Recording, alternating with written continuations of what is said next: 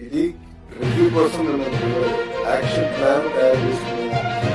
అంటే సెక్రటరీ గారు విద్యాశాఖ రాసినప్పుడు నేను ఆశ్చర్యమైన విషయం, కొంతమంది అన్ని పాఠశాలలు ఉన్నాయి, ఏ పాఠశాలలో ఎంతమంది పిల్లలు ఉపాధ్యాయులు, ఏ పాఠశాలలో రాష్ట్ర స్థాయి పంచాయతీరాజ్ గ్రామీణ అభివృద్ధి శాఖ మాత్రం పనిచేసిన డాష్బోర్డ్ తయారు చేసి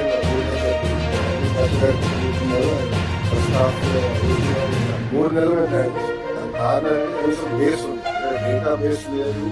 ఇక్కడ ఏం జరుగుతుందో మాకు తెలియని పరిస్థితి, అన్ని అవుట్కమ్స్ మానిటర్ చేసుకునే పరిస్థితి లేదు.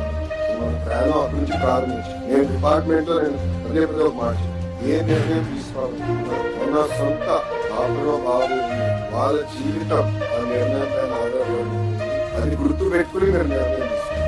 టీఓలు అయి ఉండొచ్చు, ఏపీసీలు అయి ఉండొచ్చు, nearly policy makers implement, but ఎక్కువ ఎఫెక్ట్ అయ్యేది మన పిల్లలు. వాళ్ళు తీసుకునే నిర్ణయం వాళ్ళ భవిష్యత్ ఆధారం.